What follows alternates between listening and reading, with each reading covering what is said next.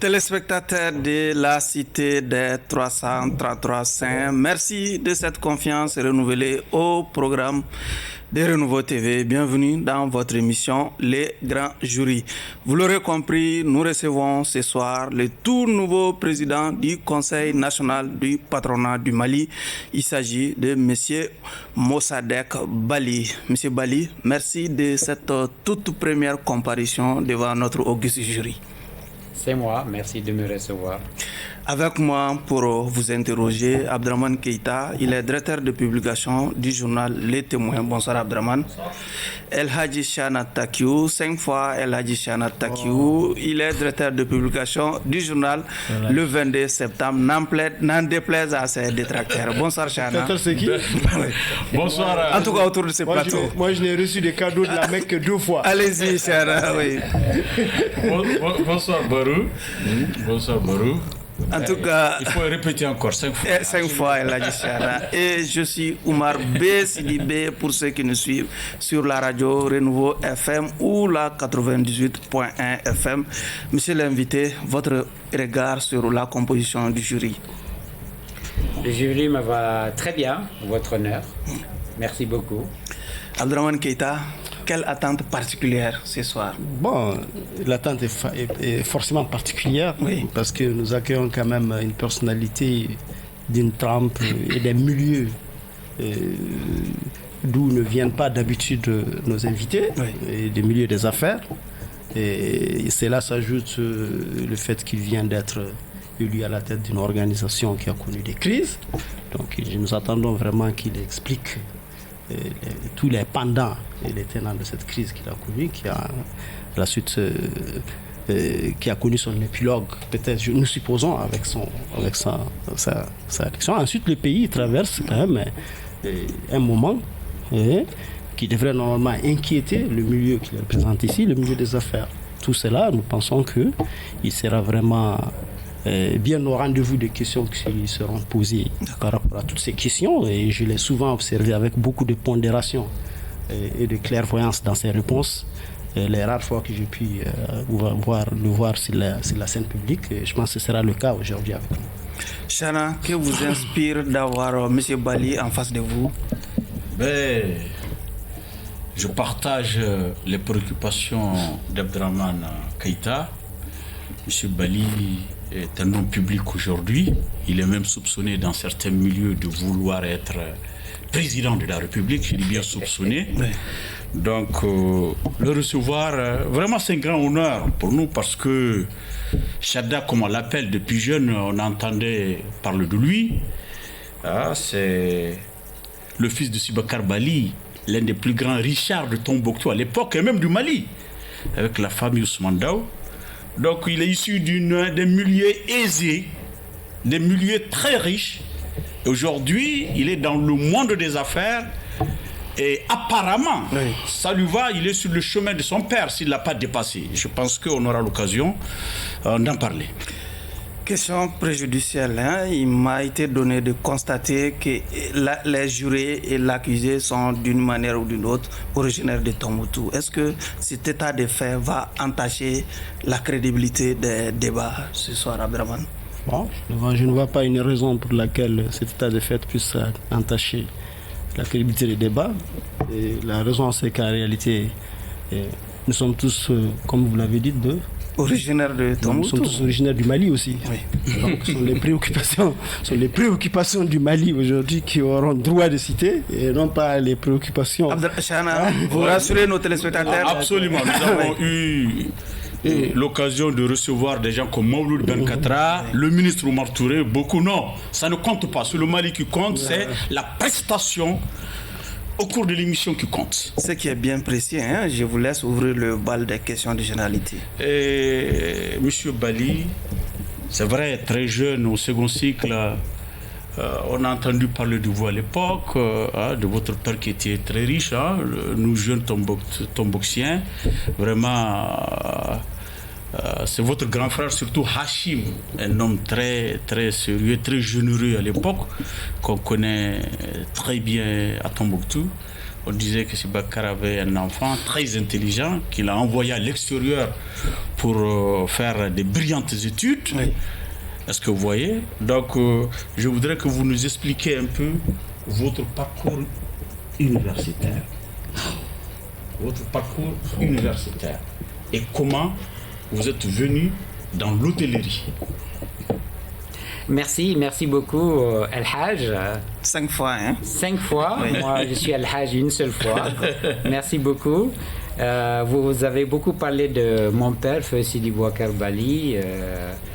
J'ai l'habitude de dire que je dois tout à Allah subhanahu wa ta'ala et à mon père, qui m'a donné d'abord une éducation solide à la maison, basée sur nos valeurs ancestrales et traditionnelles, tomboxiennes, maliennes, et puis qui m'a aussi envoyé à l'école. Alors moi je suis né à Niamey, parce que mon père était installé à Niamey, il était commerçant, parce que il était à un moment donné obligé d'aller au Niger, puisqu'on avait un régime qui ne permettait pas les activités privées.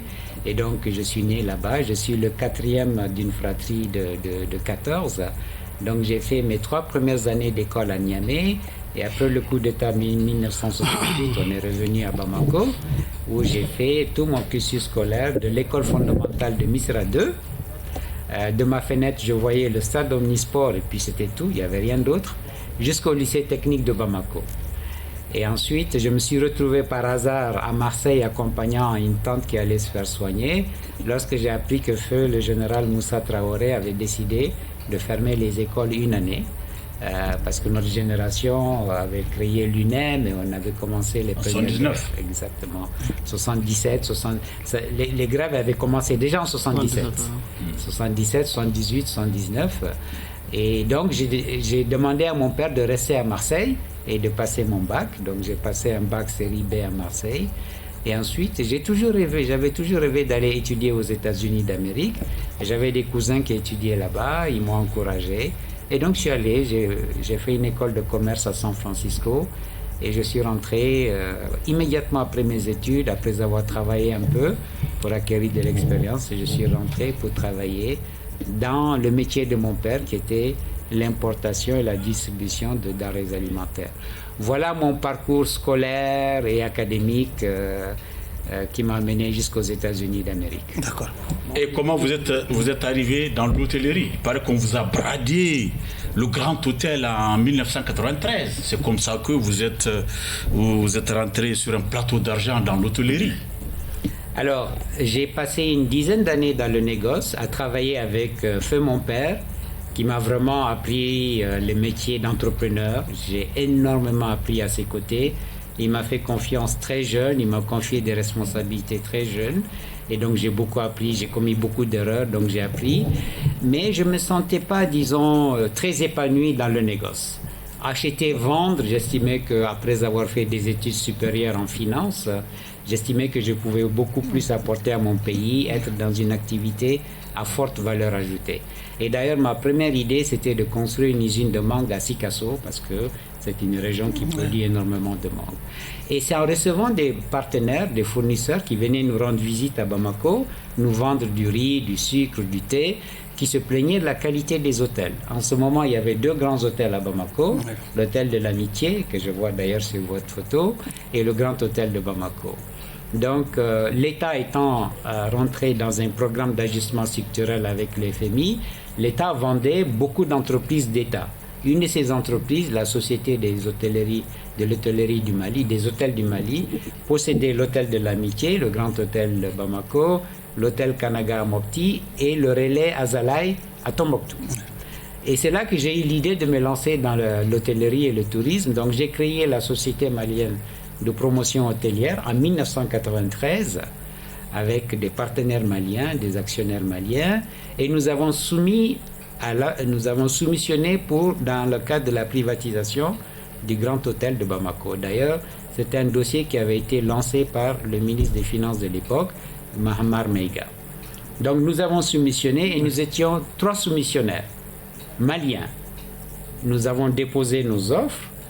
La commission de dépouillement n'arrivait pas à nous départager, même si moi j'estimais qu'on avait gagné l'appel d'offres, parce que le cahier des charges disait que il fallait déposer une caution bancaire. Et on était les seuls à avoir déposé une caution bancaire. Les deux autres soumissionnaires maliens ont amené des cautions d'assurance. Donc la commission de dépouillement avait achoppé sur ça. Et ils sont allés voir le ministre des Finances, Feu Soumaïla Cissé, qui avait remplacé Mahamar Mega. Et le ministre des Finances nous a convoqués tous les trois soumissionnaires en disant « Je déclare l'appel d'offres infructueux. Le premier qui va m'amener, et nous, l'État, on a fait une évaluation et nous avons évalué l'hôtel à 500 millions de francs CFA.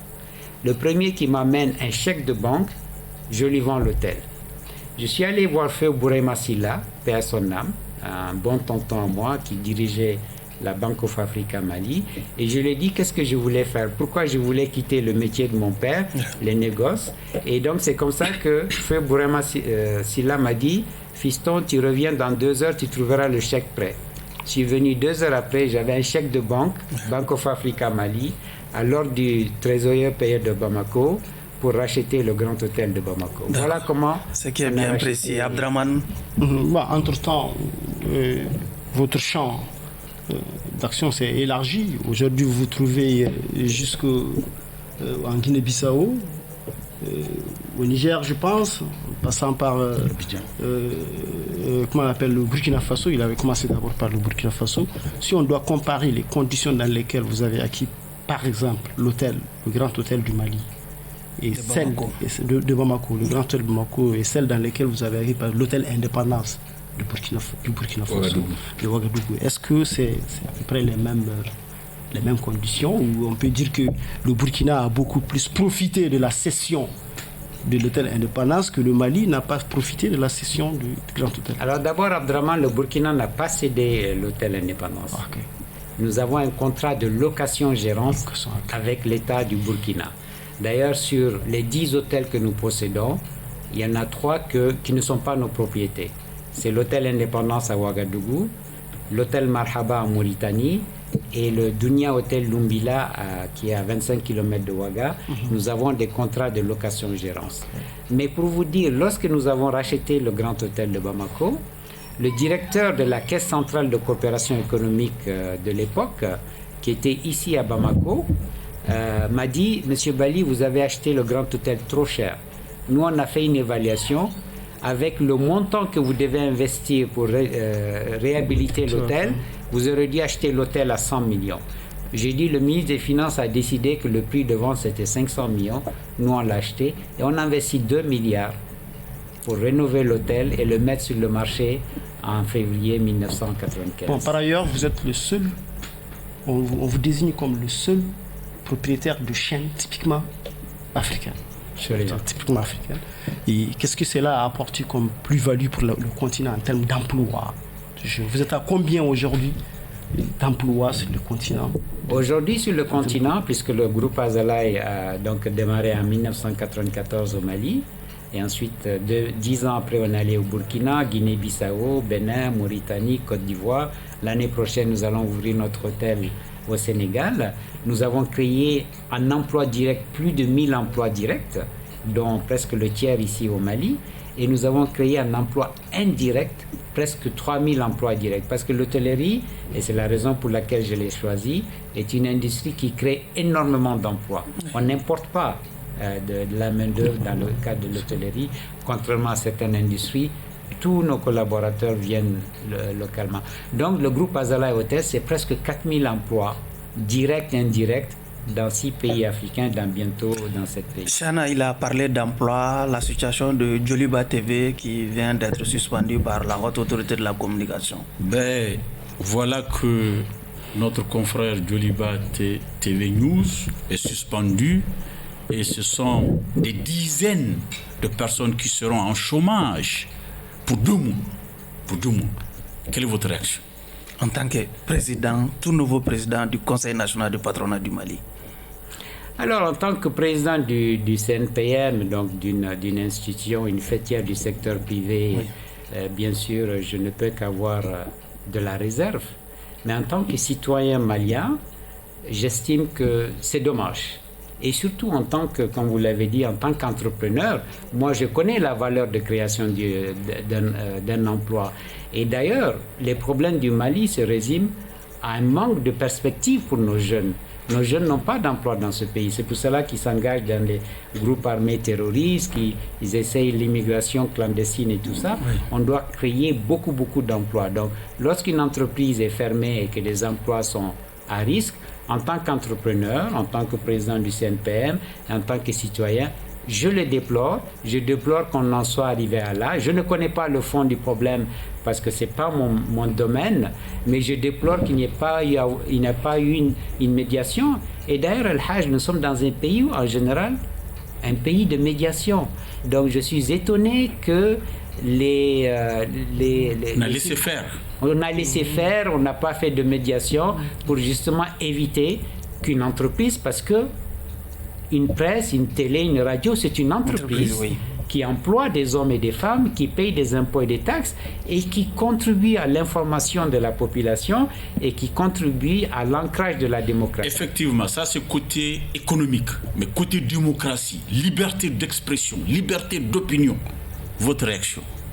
Ma réaction, sincèrement, personnellement, et ça, je ne parle pas en tant que président du CNPM. Absolument. Je parle en tant que citoyen malien. Oui. J'aurais préféré qu'on évite cela. J'aurais préféré peut-être qu'il y ait un blâme. J'aurais préféré autre chose. Encore qu'il faudrait que la faute soit établie. Que les transactions prévalent. Voilà. Abdraman, allez-y, sur la même question. Sur la même question, je n'ai pas autre chose. Je voudrais qu'on passe directement. Juste ce qu'il est. On a quand même en face le président du CNPM. Et on connaît les conditions dans lesquelles vous êtes arrivé. C'est après une longue crise de 2 années pratiquement que vous êtes arrivé à la tête de ce truc avec des procès à rebondissement qui se sont conclus finalement par votre choix, par les voies et les procédés habituels, mais par ce qu'on a appelé consensus, qui ne fait pas pour le moment l'unanimité au sein de votre milieu. Est-ce que pour autant, est-ce que vous avez des raisons de rougir des conditions dans lesquelles vous êtes devenu président? Ah, pas du tout, pas du tout. Ce sont des conditions... Ou bien des raisons de ne pas rougir. En termes clairs, vous voulez dire... Si vous avez des raisons de ne pas rougir... Abdraman, s'il vous plaît, en termes clairs, vous voulez dire que les 2 camps n'ont pas encore accepté, en tout cas, pas les choix... Pas les 2 camps, non, il y a quand même un autre camp, il y a beaucoup d'autres camps. Pour éclairer la lanterne de tous les téléspectateurs. Il y a certains, je pense... Il met les bémols quand même. Un noyau quand même un peu vicieux, quoi qu'on dise. Même si la justice les a quand même déboutés, à ce que je sache de certaines des choses. Ils sont un peu désarçonnés, mais ça reste quand même un défi à relever en termes de rassemblement, de cohésion du milieu, pour lesquels d'ailleurs il se bat actuellement. Donc voilà, s'il peut nous parler de tout ça et qu'est-ce qu'il est en train de faire par ailleurs pour colmater les brèches et rassembler l'ensemble de... Alors Draman, je vais commencer par la fin. Je vais commencer par dire d'abord que le bureau élu lors des élections patronales du 1er octobre 2022 tend la main aux 5 groupements qui ne se sont pas inscrits dans le processus de normalisation du CNPM. Le CNPM, c'est 39 groupements professionnels et 34 groupements professionnels ont participé à ce processus de normalisation. La crise du CNPM est issue d'élections contestées. J'ai l'impression que dans notre pays, au Mali, on n'accepte pas les processus électoraux. Donc, il n'y a pas que dans la sphère politique qu'il y a des problèmes. Pas fair play. Voilà, exactement. Donc, il y a eu 2 listes qui se sont affrontées. Chacun a décidé qu'il avait gagné des élections et que son bureau était légitime. La justice finalement a annulé toutes ces élections. Les entrepreneurs maliens, le secteur privé malien a décidé de mettre en place une administration provisoire de 16 personnes dirigée par le doyen Soya Golfa, qui était à l'origine de la création de la Fédération nationale des employeurs du Mali, le 25 janvier 1980, et parmi d'ailleurs les fondateurs, il y avait feu mon père Sidi Boubacar Bali, et donc ils ont mis 16 personnes, 8 personnes de chaque camp qui s'affrontaient. Et c'est cette administration provisoire qui a toiletté les textes parce que la crise est venue des textes qui n'avaient pas été nettoyés, toilettés depuis la création de la Fédération nationale des employeurs du Mali. Donc on se retrouvait avec des délégués qui étaient à la fois sur la liste A et à la fois sur la liste B. C'est ce qui a mené ce conflit-là. Ils ont fait un excellent travail, le président Soya Golfa, le vice-président Boubacar Diallo, et ils ont mis au vote des textes qui ont été votés à l'écrasante majorité des délégués qui se sont réunis en avril 2022 pour voter ces textes-là. C'est à partir de là que maintenant les élections ont été préparées et effectivement, pour justement ne pas prendre le risque encore d'une autre confrontation électorale, tous les délégués ont décidé de travailler sur une liste consensuelle et c'est là qu'effectivement un groupe d'entrepreneurs sont venus me voir parce que moi j'ai jamais été mêlé à cela. Ils sont venus me voir pour que je fasse partie de ce bureau-là. Donc, nous tendons la main justement à ceux qui encore continuent justement de faire des communiqués, de passer sur des plateaux télé, de contester pour leur dire le secteur privé a retrouvé son unité. Il vaut mieux qu'on travaille ensemble parce qu'aujourd'hui, plus que jamais, puisque notre pays est quand même dans une situation assez difficile, aujourd'hui, plus que jamais, on a besoin de cohésion. Quelle est votre mission, CNP? Vous travaillez ensemble. CNPM. Vous travaillez ensemble pour quoi faire? Quelle est votre mission? La mission essentielle du CNPM, c'est de faire du Mali une destination d'investissement. C'est-à-dire de faire en sorte que le climat des affaires soit attractif aussi bien pour les investisseurs maliens que les investisseurs étrangers. C'est ça la mission essentielle. C'est une fêtière, en fait, c'est comme un Sénat. C'est une fêtière qui regroupe 39 groupements professionnels, donc toutes les professions. L'APBF, les entreprises de construction, les services, les industries. Donc chaque activité économique a un groupement professionnel. Ce sont ces groupements professionnels qui sont membres du CNPM. On n'est pas membre du CNPM institut personnel ou en tant qu'entreprise individuelle. On est membre du CNPM quand on est un groupement professionnel. Et chaque groupement professionnel envoie des délégués. Certains, en fonction de la taille, certains envoient 2, d'autres 3 et d'autres 5. Ce sont tous ces délégués, il y en a 155 qui constituent l'Assemblée générale du CNPM et qui constituent le collège électoral qui se réunit chaque 5 ans pour élire un bureau. Abdraman, tu me permets? Allez-y. Par le climat des affaires, c'est pour avoir un très bon climat des affaires. Qu'en est-il aujourd'hui du climat des affaires au Mali? Le climat des affaires aujourd'hui, je le reconnais, n'est pas très attractif parce que vous savez, un investisseur, qu'est-ce qu'il regarde? Il regarde d'abord la sécurité. Aussi bien la sécurité physique que la sécurité judiciaire. Il regarde ensuite la stabilité institutionnelle et politique. Et c'est en ce moment qu'il décide de venir investir dans le pays ou bien les enfants du pays décident d'investir chez eux. Même les enfants du pays, quand ils n'ont pas ces assurances, ils n'investissent pas dans les secteurs productifs. Ils spéculent. Soit ils achètent des terrains, ils gardent, ou bien ils sortent de l'argent, ils vont acheter des appartements, comme c'est le cas malheureusement actuellement. Beaucoup de Maliens investissent dans l'immobilier en Côte d'Ivoire et au Sénégal. Oui. Ça veut dire qu'ils n'ont pas confiance en leur pays. Donc aujourd'hui, nous devons travailler à améliorer ce climat des affaires. Justement, les défis auxquels vous êtes assigné à la tête du CNPM, c'est le rayonnement du secteur privé, la justice fiscale, les réformes structurelles du secteur. Comment parvenir à ces réformes dans un climat instable des affaires? Écoutez, vous savez, ce sont la transformation structurelle de notre économie va prendre du temps. Notre bureau a décidé d'avoir 5 thèmes majeurs de travail pendant le quinquennat. Je rappelle que les nouveaux statuts donnent un mandat unique au président, un mandat unique de 5 ans. Les membres du bureau peuvent être reconduits, mais le président n'a qu'un mandat unique. Donc nous avons décidé, notre bureau de 31 membres, nous avons décidé de travailler sur 5 thèmes majeurs qui aujourd'hui font que malheureusement, il n'y a pas beaucoup d'investissements dans le secteur productif au Mali. C'est l'énergie, on en manque. Les ressources humaines de qualité, il n'y en a pas. Il y a une grande inadéquation entre la formation donnée aux jeunes et les emplois qui sont créés par nos entreprises. Les infrastructures, le Mali étant un pays enclavé, cette frontière, 8000 km. Donc, il nous faut beaucoup d'infrastructures, des corridors, des ports, des aéroports, des ports secs, des zones industrielles. La fiscalité, il y a une grande injustice fiscale au Mali, malheureusement. Il y a très peu d'entreprises dans le secteur formel qui payent des impôts. Et il y a une grande partie de l'économie entre les mains du secteur informel qui par essence n'est pas connu du fisc, et donc le peu d'entreprises qui sont connues, qui déclarent, qui payent, sont pressées par l'administration fiscale. Et le dernier point, le cinquième, c'est le financement de l'économie. Malheureusement, on manque de financement dans ce pays. Allez-y, Abdraman. Ok, un des trucs là, le rôle que tu joues, c'est qu'il y a une question qui a été souvent polémique entre vous et certaines structures de l'État.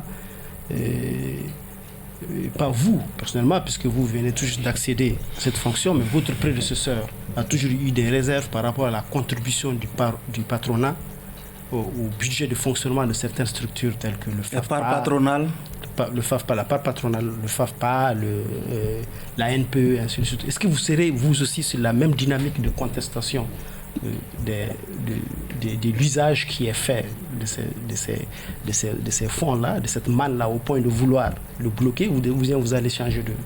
Non, nous, on n'est pas du tout dans cette dynamique-là. Nous n'avons aucun problème pour cotiser. Et d'ailleurs, nous cotisons. Chaque fois que nous payons des salaires, il y a un certain pourcentage, notamment pour la NPE, qui est prélevé pour justement financer ces structures-là. Par contre, nous demandons de la transparence. C'est-à-dire, c'est nous qui amenons les fonds, c'est nous qui cotisons. Ces fonds sont collectés par l'État et sont donnés à ces structures qui sont très mal gérées. C'est la gestion de ces structures que nous contestons, parce que c'est une très mauvaise gestion avec une corruption à ciel ouvert dans ces structures-là. Nous voulons que ça prenne fin. Et donc nous souhaitons que l'ANPE, l'INPS, la CANAM, toutes ces structures qui sont financées par nos cotisations soient gérées de façon totalement transparente. Et c'est ça que nous demandons à notre interlocuteur, qui est l'État. Mais nous ne contestons pas les cotisations que nous payons. Allez-y, Chana. Oui, Monsieur le Président, peut-être que je vais faire une digression par rapport à l'actualité, parce que vous êtes le patron des patrons. Nos compatriotes, ils sont là à Bamako, ils sont en Côte d'Ivoire, ils sont un peu partout. J'ai remarqué dans l'actualité ces 2 jours qu'un de nos compatriotes qui réside en Côte d'Ivoire, il y a la presse étrangère qui descend sur lui, et sur TV5 également, on l'accuse de ramasser des contrats en Côte d'Ivoire. Est-ce qu'ils n'ont pas droit, non, parce qu'ils sont des étrangers ailleurs, ils n'ont pas droit à ramasser des contrats, à concourir comme les autres? Merci El-Hajj. On m'a envoyé cet article de presse. On m'a envoyé aussi l'émission sur TV5 Monde. Et je déplore effectivement ce genre de pratiques. Je pense que ce sont des pratiques venant certainement de compétiteurs de notre compatriote qui ne fait que faire son travail de chef d'entreprise. Il n'y a aucun mal, ce n'est pas un crime de compétir à des marchés publics d'État et de les gagner. Quand on les gagne, si on ne les exécute pas bien, là je peux comprendre des articles pour disant on a donné un marché à telle personne, ça s'est mal passé. Mais on ne peut pas faire un procès d'intention à un opérateur économique qui a participé à un appel d'offres dans un pays qui a gagné cet appel d'offres, et parce qu'on n'est pas content certainement qu'on ait un compétiteur, on se met à faire écrire des articles. Je déplore ces pratiques-là. Je les déplore. D'ailleurs, moi j'aurais préféré que justement cette journaliste qui a fait cet article, qui est d'ailleurs une Africaine, une Guinéenne, Fatoumata Diallo, je crois qu'elle s'appelle. Oui. Moi j'aurais préféré qu'elle fasse un article sur le client. Mais le client, c'est l'État de Côte d'Ivoire. Oui. L'État de Côte d'Ivoire est un État souverain. Il signe des contrats avec qui il veut. Pourquoi est-ce que Fatoumata Diallo ne fait pas un article ou ne va pas interroger l'État de Côte d'Ivoire en disant vous avez donné des marchés à un opérateur économique malien installé chez vous, pourquoi? Voilà. Allez-y, Abdraman. Oui, effectivement, Chana a abordé la question de l'étranger. Il se trouve qu'aujourd'hui, vous êtes dans un milieu qui pourrait être affecté par les choix et orientations que nous sommes en train de faire. Depuis un certain temps, la France n'est plus... sur le plan diplomatique. Sur le plan diplomatique, effectivement, turc. Et il y a un virage un peu vers la Russie qu'on présente comme la manifestation d'une souveraineté, mais qui se présente en réalité comme qui a tout l'air d'une rupture avec nos partenaires, si vous voulez, traditionnels, sont la France. Quel peut être l'impact de ce virage-là, selon vous, sur le milieu des affaires, quand on sait que vous avez, dans le cadre du groupement patronal francophone et avec des activités qui vont se tenir bientôt à Dakar comme le Forum international des entreprises francophones et autres, quel peut être les préjudices de ce virage-là sur le secteur privé? Abdraman, il n'y en a pas. Moi, j'aimerais dire qu'il y a aujourd'hui effectivement une impasse dans les relations diplomatiques et politiques entre le gouvernement du Mali et le gouvernement français. C'est clair. Donc le milieu des affaires n'est pas touché. C'est clair. Ce sont des choix souverains faits par nos autorités, par notre gouvernement. Ils savent pourquoi ils ont fait ces choix. C'est eux qui représentent notre pays. Ils savent pourquoi ils ont fait ces choix. Un autre pays n'a pas à dire que c'est des bons choix ou des mauvais choix. Par contre, je signale qu'il n'y a aucun problème entre le peuple malien et le peuple français. Il n'y a aucun problème entre les entrepreneurs maliens et les entrepreneurs français. Je signale qu'on a 300 à 400 000 compatriotes qui vivent en France, qui souvent ont la double nationalité et qui envoient de l'argent ici. Il y a des entreprises françaises qui continuent de travailler au Mali et d'exécuter des contrats au Mali. Donc, je ne voudrais pas, en tant que président du CNPM, dire que ça affecte nos entreprises. Par contre, ce qui affecte la relation économique entre le monde économique français et le monde économique malien, mais africain de façon générale, c'est que les entrepreneurs français n'ont pas compris que l'Afrique a changé. Qu'aujourd'hui, nous avons des jeunes entrepreneurs connectés qui vont en Chine, qui vont en Turquie, à Dubaï, qui lorsqu'ils veulent acheter ce micro, ils vont consulter 10 entreprises. Et si ce n'est pas l'entreprise française qui est la moins disante, ils n'iront pas acheter en France, ils iront acheter en Turquie ou en Chine. Et ça, je crois que la France n'a pas compris que l'Afrique, notamment les pays francophones, ont beaucoup changé. Parlant de souveraineté, je vous ai eu dire quelque part faire un grand plaidoyer pour notre souveraineté monétaire. Et est-ce que vous pouvez nous dire sur quelles sont les potentialités économiques et sur bien quels facteurs propices repose ce choix-là de notre souveraineté monétaire? Écoutez, on a hérité d'une monnaie qui s'appelle le CFA, que nous avons en commun avec d'autres pays africains. Personnellement, et ça encore une fois, ce n'est pas le président du CNPM qui vous parle, mais c'est le chef d'entreprise et le citoyen. Je pense la monnaie quand même, les orientations exactement peuvent avoir. Oui, quand même. Je vais y arriver. C'est un grand débat. J'ai participé à beaucoup de débats sur la monnaie, le CFA. Je ne pense pas qu'un pays comme le Mali puisse demain créer sa propre monnaie. D'accord? Donc les conditions ne sont pas encore réunies. Les conditions ne sont loin d'être réunies pour que nous. Et j'entends souvent certains de mes compatriotes qui disent sortons du CFA, faisons ci, cela. Ce serait une grosse erreur. Nous ne pouvons pas aujourd'hui, dans les conditions actuelles de notre économie, créer notre propre monnaie. Par contre, moi je pense que le franc CFA doit évoluer. On ne peut pas rester lié avec une monnaie forte qu'est l'euro. Moi, je suis partisan de garder la convertibilité. Donc ça, c'est l'économie, c'est le financier qui vous parle. Je suis partisan de garder la convertibilité parce que ça a des avantages. Mais par contre, nous devons avoir une monnaie qui fluctue en fonction de la situation économique. On ne peut pas avoir une monnaie. Donc, parlant de souveraineté, vous parlez de souveraineté communautaire et non pas de souveraineté nationale. Absolument. C'est-à-dire que nous devons le garder entre nous. Nous ne devons pas le jeter parce qu'on l'a hérité de la colonisation. Allez-y, Chana. Souveraineté nationale. Allez-y, Chana. Nationale, c'est une très mauvaise idée dans la situation actuelle. Allez-y, Chana. Monsieur le Président, on a parlé du secteur privé, on a parlé d'économie, mais parlons maintenant de l'économie du Mali. Parce qu'aujourd'hui, il n'y a pas de budget d'investissement. Les ordonnateurs souffrent. Le budget du Mali a été voté par le CNT aujourd'hui avec près de 700 milliards de déficit. Où est-ce qu'on va trouver ce déficit-là? Comment financer ce déficit budgétaire pendant que nous sommes en brouille avec l'extérieur, là où on peut sortir pour aller chercher de l'argent? Comment est-ce qu'on peut trouver ce gap?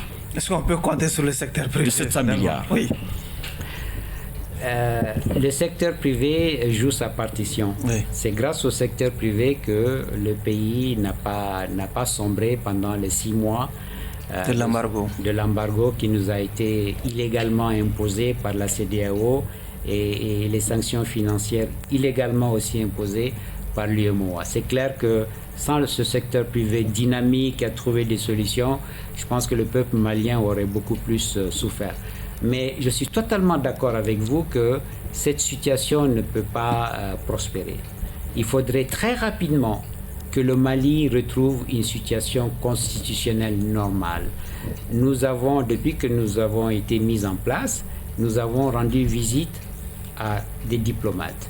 Aujourd'hui encore, nous étions chez le chargé d'affaires de l'ambassade des États-Unis qui nous a dit « Tant que le Mali n'organise pas des élections, nous ne pouvons pas reprendre notre coopération. » Il y a quelques jours, nous avons été reçus, le bureau du CNPM, par l'ambassadeur de l'Union européenne. C'est le même discours. Le Mali est un pays qui doit impérativement sortir de cette transition par le haut, rapidement, avec des élections transparentes, crédibles, acceptées par tous les acteurs politiques, pour que nous puissions reprendre cette coopération économique, parce que nous n'avons pas bâti une économie qui puisse vivre en autarcie. Nous avons une économie, malheureusement, qui est extravertie. Nous importons tout dans ce pays. Nous n'avons pas une économie qui produit de la richesse, qui produit de la valeur. Or, c'est en produisant de la richesse et de la valeur que l'État peut taxer, ponctionner pour avoir un espace budgétaire. Nous n'avons pas cet espace budgétaire parce que nous avons une économie qui ne produit pas de la richesse. Je vous ai dit, il y a à peine 400-500 entreprises qui sont enregistrées à la direction des grandes entreprises. À peine. Et ce sont ces entreprises qui payent l'essentiel des impôts et des taxes à l'État. Ce n'est pas suffisant. Il faut élargir l'assiette, la base fiscale, l'assiette fiscale pour qu'on ait cet espace. Et je suis d'accord avec vous que ça nécessite beaucoup de réflexion. Il faut aller sur le marché monétaire. Mais on a vu que même quand on va sur le marché monétaire, ce n'est pas garanti. Cette semaine, l'État malien est allé pour 40 milliards. On n'a pas pu avoir les 40 milliards. Donc, c'est une situation qui est difficile. Je pense qu'on ne pourra voir le bout du tunnel que lorsque nous aurons une vie constitutionnelle normale. Allez-y, Abraham. Moi, je voudrais plutôt me baser sur ce que Charles vient de dire, la situation qu'il vient de décrire. Quand on sait qu'en réalité, l'État est quand même, je pense, le premier client même du secteur privé au Mali. Avec tous ces problèmes que l'État connaît, comment cela est ressenti dans le secteur privé? C'est très difficile. Vous savez, la dette intérieure n'est pas payée. Elle est évaluée à combien? Parce que j'entends beaucoup de chiffres contradictoires. Vous avez une idée? J'ai une idée, je ne l'ai pas en tête, puisque nous recevons le bulletin de la Caisse autonome d'amortissement. J'ai reçu le dernier bulletin, je n'ai pas une idée, mais elle est très élevée. La dette de l'État du Mali, c'est environ 3 milliards de dollars. Donc, ça, c'est la dette intérieure ou extérieure? Non, l'ensemble. L'ensemble de la dette. Et donc, de cela, il faut avoir à peu près la moitié qui est due à l'extérieur et 30 à 40% qui est due à l'intérieur. Donc, ça veut dire que quand une dette intérieure n'est pas payée, c'est les entreprises qui souffrent. Quand les entreprises souffrent, ça veut dire que le secteur financier et le secteur bancaire souffrent parce que c'est le secteur bancaire qui finance les entreprises pour que ces entreprises puissent vendre des biens et des services à l'État. Les encours qui augmentent énormément, simplement parce que les entreprises sont de bonne foi. Mais elles ne sont pas payées par leur client principal. Nous ressentons cela, même nous. Organisation de la presse. Nos sociétés sont agonisantes parce que tout le monde a comme partenaire l'État. L'État ne vit pas. Il n'y a pas de contrat, il n'y a pas d'abonnement, tout est coupé. La presse est agonisante aujourd'hui, donc j'imagine que c'est la même chose au niveau des entreprises privées. Est-ce que des entreprises ont fermé? Vous avez une idée du nombre d'entreprises qui sont fermées relatives à cette situation? Alors, il y a une étude qui est en cours avec un des bailleurs de fonds, nous les avons reçus hier, une étude qui est en cours pour voir l'impact justement de cette crise sur le tissu économique. Mais je dois aussi vous dire que le Mali est dans une situation exceptionnelle. Ça fait quand même plus d'une décennie que nous sommes dans une crise sécuritaire. D'accord, vous voyez, donc quand vous avez un pays qui consacre l'essentiel de son budget à la sécurité, ça ne laisse pas grand-chose pour le reste. La résilience. Voilà, la résilience. Donc, c'est quand même une crise qui nous a imposée avec tous ces groupes armés terroristes qui sont venus de partout, notamment de la Libye, et qui se sont imposés à nous. Donc, je pense qu'on doit aussi voir la situation... à défaut de fermer à la longue, puisque vous avez pour vocation de créer des emplois, qu'est-ce que cela peut avoir comme impact sur la sécurité des emplois? Mais vous savez, Abdraman, il n'y a pas de création d'emplois, il n'y a pas d'économie sans sécurité tout court. C'est parce que vous avez la sécurité que vous pouvez même penser... Non, parfois non. Monsieur le Président, ça ne dépend pas parfois de la sécurité. Parfois, ça dépend des choix que vous-même vous avez appelés choix souverains. Ce n'est pas pour la sécurité seulement que certains, par exemple, qui sont des clients, une clientèle potentielle, ont quitté le pays. C'est à cause de la situation et de ces choix-là que vous avez dit. C'est peut-être parce que nous n'avons pas de bons rapports avec beaucoup d'autres États qui sont des partenaires potentiels et qui amènent la manne dans le pays. Il y a tout ça. Donc c'est ces choix-là que vous considérez vous-même comme des choix souverains qui sont parfois, qui jouent aussi dans la balance. Oui, mais ce sont des choix souverains qui ont été faits par notre gouvernement. Mais avec beaucoup d'impact, c'est clair. Mais on doit les assumer. En attendant, on doit les assumer. Tous les Maliens doivent l'assumer. Donc le secrétaire privé doit le considérer comme une fatalité. Non, pas du tout une fatalité. Je suppose que ceux qui ont fait ces choix-là, ceux qui nous gouvernent qui ont fait ce choix, ils savent pourquoi ils ont fait ce choix. Nous, en tant que secteur privé, c'est de faire en sorte que notre économie continue de tourner malgré toutes ces difficultés dont on a parlé, en attendant de revenir à une situation normale. Ok, Chana, l'accusé, il a parlé de ceux qui nous gouvernent 3 fois. Certains lui prêtent des intentions présidentielles. Monsieur le Président, avez-vous une ambition présidentielle? Je suis aujourd'hui le président du CNPM pendant 5 ans et je m'en tiens à ça. Qui anime régulièrement des forums sociaux. Vous êtes dans un comité, vous présidez une commission de réflexion. Le grain, pour ne pas dire le grain. Vous produisez vraiment, il y a des productions intellectuelles quand même dans tous les domaines. Absolument. Est-ce que l'État vous prend au sérieux? Est-ce qu'on consulte souvent vos productions intellectuelles? Oui, tout à fait. L'État nous prend au sérieux. On a rencontré souvent les plus hautes autorités de ce pays, le Premier ministre, des ministres. On a organisé des forats, des webinaires. On a fait beaucoup de productions.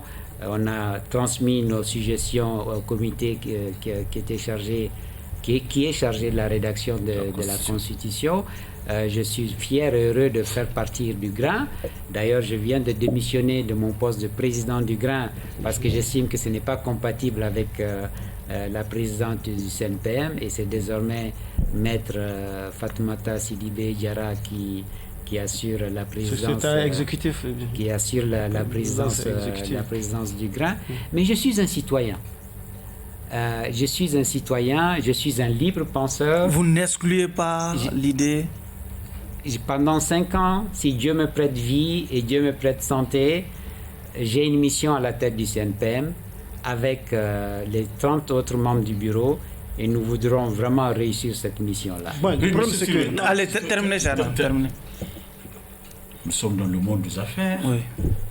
À 2 reprises, la Côte d'Ivoire a envoyé de fortes délégations composées de Maliens, sur ce volet-là d'abord. Toujours ça, c'est dans le cadre de business. Je le lis. Pas du business, hein? Oui, je le lis au milieu de business. Non, sur le volet sa candidature. Oui, candidature terminale. Ça avant voilà. Il est vrai que les intentions qu'il vient de parler ne viennent pas du hasard, ça ne vient pas du néant. C'est que vous avez été co-signateur d'une tribune qui avait été publiée à un certain temps pour dire que vous n'allez plus croiser le bras et regarder la politique et vous avez l'intention de participer au débat politique. à l'époque, moi je me rappelle bien, il y a 2 années de cela, ou bien 1 année et demie. Et d'ailleurs, votre incursion, ou bien je sais pas, votre intention de faire incursion dans la politique s'est traduite par certaines déclarations qui nous laissent un peu perplexes. Par exemple, vous dites en ceci, on vient en politique parce qu'on veut rouler en V8 ou aller en vacances aux États-Unis ou avoir 50 villas à Bamako. Quand on a le pouvoir au Mali, on est au-dessus de Dieu et on peut détourner des milliards. Mais voilà, c'est des choses que vous voulez changer en réalité. Oui. Si on veut lire quelque part entre les lignes de ceux que vous êtes révolté contre ces pratiques-là, oui. À défaut d'être candidat, est-ce que vous-même, est-ce que vous n'êtes pas dans une logique de propulser des candidatures qui vont changer cette donne? Alors, le problème dans notre pays, c'est que on pense que pour dénoncer ce qui ne fonctionne pas, il faut être un politicien. Moi, je ne suis pas un politicien. Je suis un entrepreneur. Non, le problème, c'est que vous avez dit que vous n'allez plus croiser les bras ensemble et regarder comment les choses se déroulent et que vous allez désormais votre mot à dire dans la politique. Et nous allons dénoncer. Entre le dire, le dénoncer et vouloir changer en prenant vous-même la main, il n'y a pas une grande... La frontière n'est pas aussi épaisse. Oui, mais la frontière n'est pas franchie. J'ai dit à l'époque qu'en tant que citoyen, je ne pouvais plus m'asseoir et regarder ce qui se passe dans mon pays qui a amené cette dégringolade de mon pays. Pendant 3 décennies, effectivement, c'est ce qu'on a eu. On a eu des politiciens qui pensaient à eux, pas au pays. On a aujourd'hui un pays où la corruption est à ciel ouvert. On a un pays où il n'y a plus d'éducation, il n'y a plus d'école, ou de très mauvaise qualité. Tout ceci est venu du fait qu'on n'a pas eu des serviteurs du peuple, on n'a pas eu des serviteurs de l'État. On a eu des gens qui sont venus se servir. Et ça, j'ai dit, il est temps maintenant que la société civile dont je fais partie, je ne fais pas partie de la société politique, je fais partie de la société civile en tant qu'entrepreneur, sorte pour dénoncer cela. Moi, je pense qu'en dénonçant et avec force, et avec vigueur, en disant, nous ne voulons pas que nos enfants, nos petits-enfants vivent dans un pays qui ressemblerait à ce qu'il est aujourd'hui, si on a une masse critique pour dénoncer cela, je pense qu'on va mettre la pression sur ceux qui veulent avoir le pouvoir politique d'État en disant, OK, si vous venez et que le peuple vous missionne, désormais nous vous aurons à l'œil parce que nous n'allons plus accepter que dans ce pays se passe ce que nous avons vécu pendant 3 décennies. Chana, je vous laisse poser votre dernière question de l'émission. Ma dernière question risque d'être une double question. Allez-y. Monsieur le Président, la première question est relative à la mission qu'a effectuée nos compatriotes vivant en Côte d'Ivoire, qui ont effectué 2 missions au Mali, dans leur pays, pour demander à nos autorités de libérer les soldats ivoiriens afin que les relations diplomatiques entre les 2 pays puissent s'améliorer, afin que les peuples puissent se regarder en frères comme ça a toujours été le cas.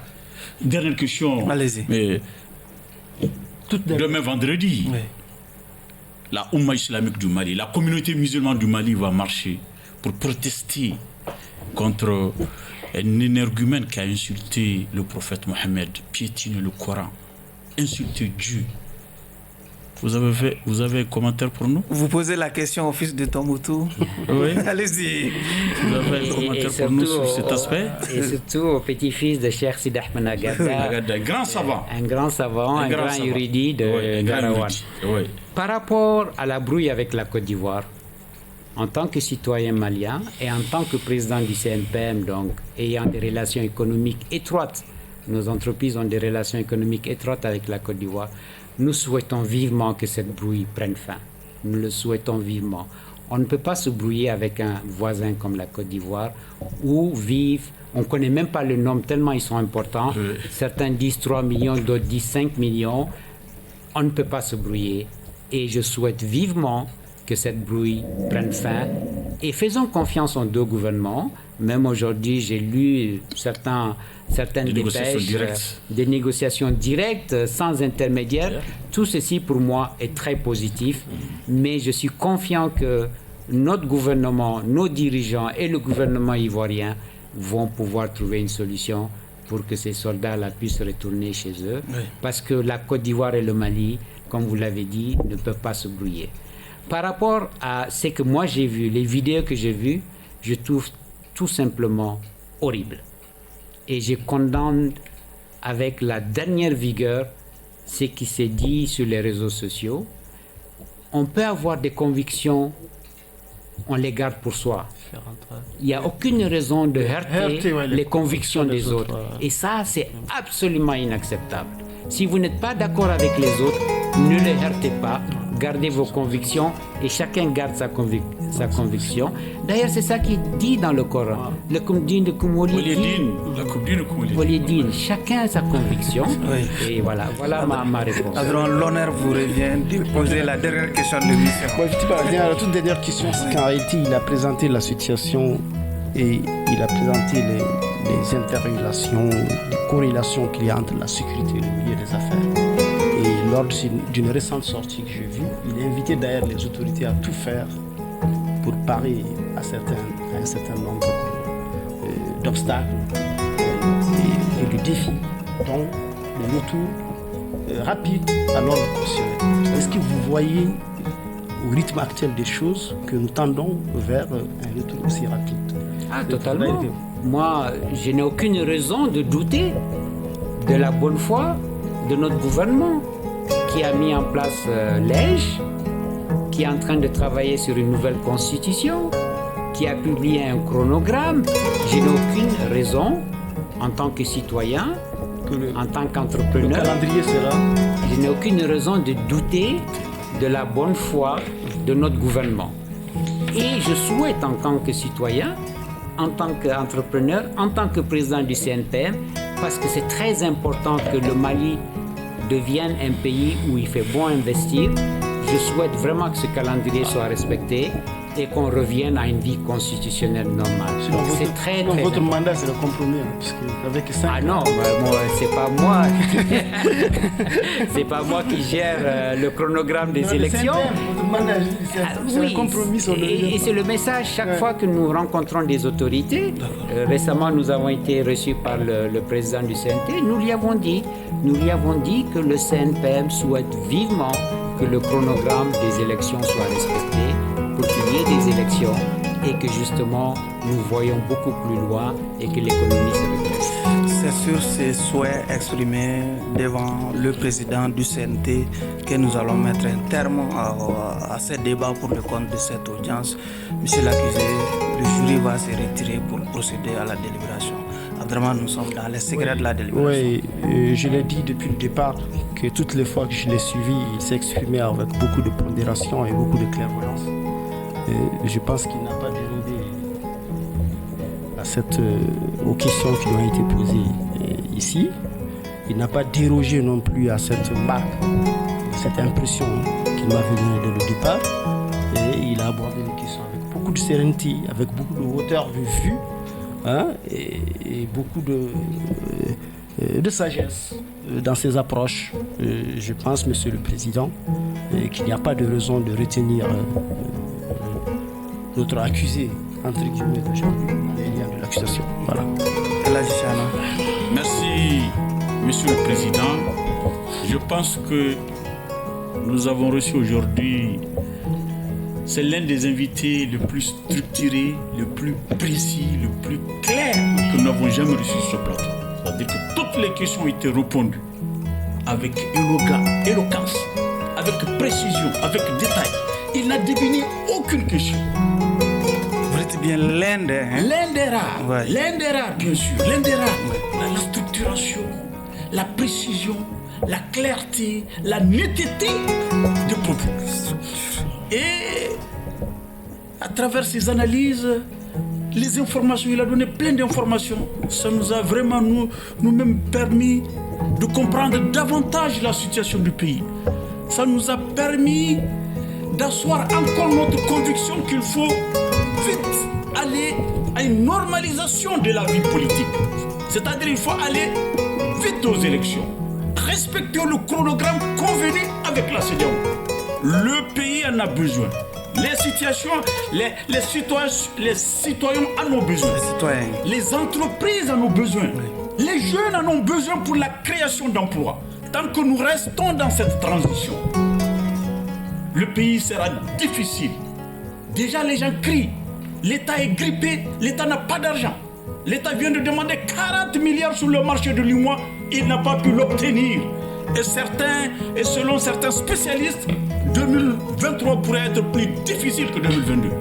Donc, à nous tous de nous remettre en cause pour aller vite aux élections, aller à un retour à une vie constitutionnelle normale, afin que notre pays puisse se retrouver. Que Dieu puisse nous entendre. Monsieur le Président,